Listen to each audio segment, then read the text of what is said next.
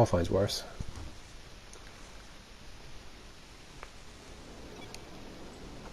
It's a wet race. Boom. Get in. What? How wet? Fully wet.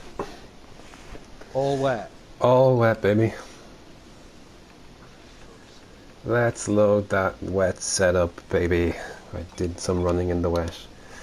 Not that that did you any good, you spanner. Anyways, welcome to another league race, this time with TMC. This time we're in Italy.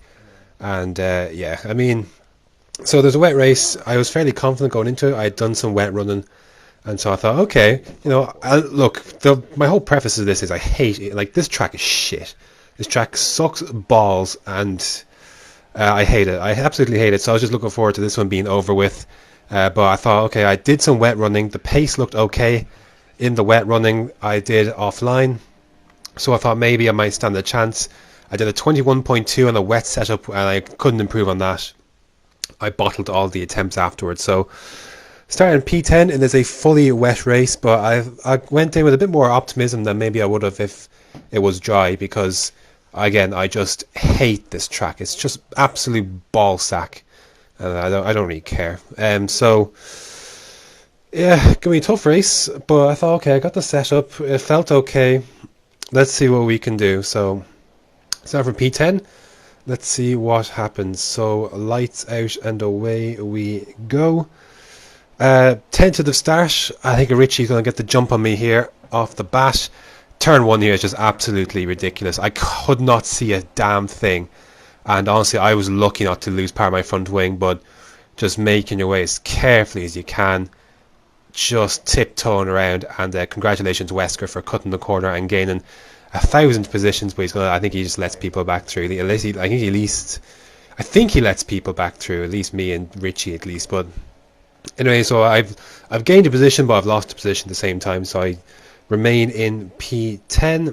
Low key is going to have an off here at this second. This stupid second chicane. Fuck that second chicane. It's the absolute dog shit track. Corner, everything. I said I wouldn't get mad. Bit of a wiggle there for Richie coming out of the first Lesmo. I've got Yarham behind me, and you're just trying to feel your way through the conditions, and it's horrible. Like this, the conditions were not nice.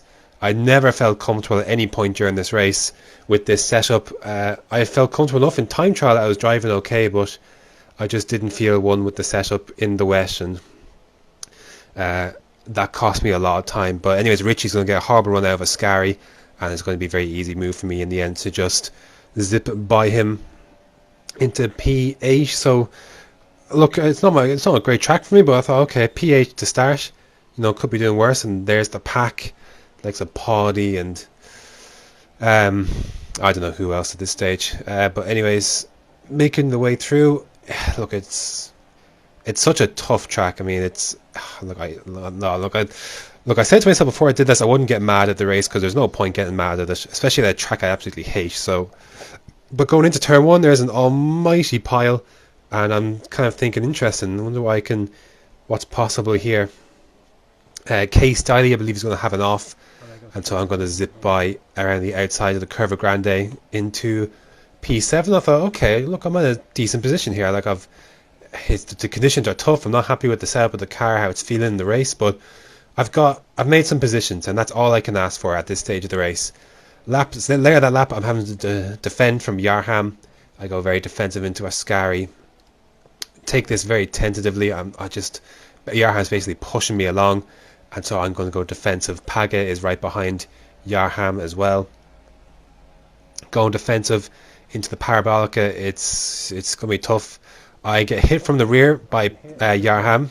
I was pushed there, so that didn't help my exit, so he slips through, and then Paga almost flipping swipes across me, and that, honestly, I could have ended horribly, but not as horribly as this. Yarham goes to the right. I pull into the gap in the middle, and I thought, oh no, get out of here, get out of here. I wanted absolutely no part of that. That was so scary.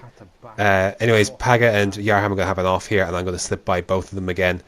Yeah, well, I've done with Yarham at least. Paga, fighting on the entry and exit of the Curva Grande. Going to bump into Rich, drive round the outside, just try and out drag him down into the second chicane. late on the brakes. I've got the inside line, and there's only really one car that can really pass through there, so I keep that P7. But honestly, I don't know how I'm not ended up in the barrier at this stage. Is unbelievable. I was not happy when this happened. Like, that could have been horrible. Anyways, lap 4. There's a bit of a train behind me. I'm struggling this part of the race. I'm going defensive against Paga.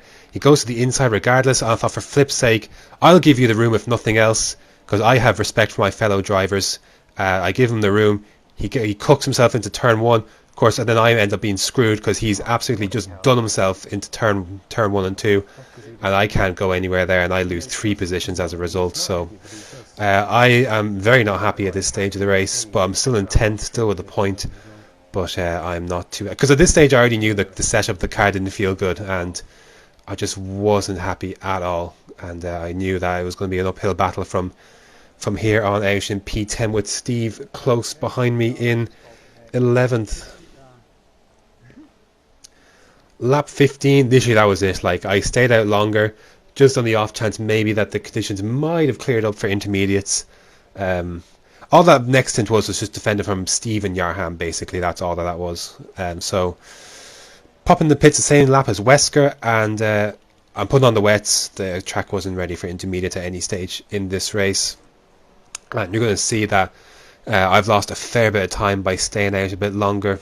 And I'm going to pop into P12. Steve's going to get the jump on me. I'm not sure what lap he pitted on, but he's going to get the jump on me. Yarham then is going to be close behind as well. So I've lost out badly, and now I'm looking like shit. Now I'm be lucky to score some points in this race, but there is a good width to go yet. Lap 18. What is this? Look, you kind of see that we're catching a bit of a train, and I thought, oh, okay, there's some points up ahead here. There's Yarham. Sorry, that's not Yarham. Yarham's behind me. There's Steve. There's AFDC, who I think had damage. There's Wesker. You know, there's potentially. I had no penalties at this point, so there's potentially some points on. Anyways, I believe AFDC is wing damage, but I don't know. He's struggling out Parabolica. His run's going to be compromised. I sense an opportunity here to potentially get him and Steve. I got the difference in speed I'm trying to use to my advantage. Get past AFDC. Now I'm trying to go up the inside of Steve, but no, credit to Steve. He's on the brakes a bit later than I am, and I have to cede that. That is, I think that's Wesker going wide.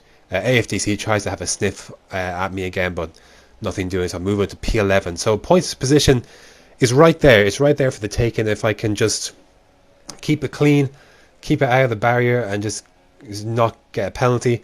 But sadly, lap 20, I mean, all I can say is I don't know, I maybe just lost focus for a second, but I took my braking a bit way later, and I ended up running to the back of Steve. Thankfully, he didn't go off the track, at least from what I saw, but I ended up just absolutely nowhere. I lost 11th, 12th, and I've got wing damage, and I thought, well, shit, there goes my race. So I decided that I picked for a new wing, and let me just try the intermediate tyre, because I think what did I have to lose really at this point? I was out of the points with wing damage. I was nowhere, so I thought, you know, I may as well just try it.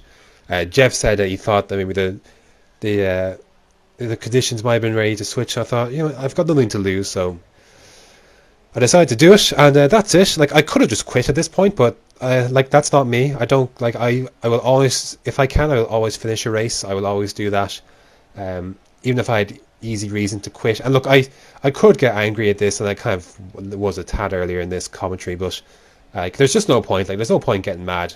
P7 or so might have been my roof, my ceiling today, and because that's where Steve finished. I think I could have been in and around there, so P7 or P8. But there's just no point being angry about it. Because honestly, like, I'm just glad to be done with this shit track. Honestly, that's just my general thinking. I can move on to Singapore. I can move on to Japan, Malaysia. Some tracks well, to be honest, this is one of my worst tracks. Like, I don't know many people who like this track, but I certainly am not one of them. So I'm glad for it to be over. Congratulations to the podium finishers and CVG for winning his first race. Like, we started right behind him in 10th. He was in 9th, and so he won the race. So fair play to him. But just wasn't my day.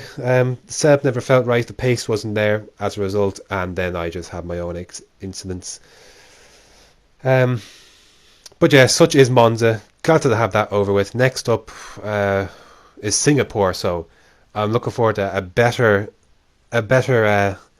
race there.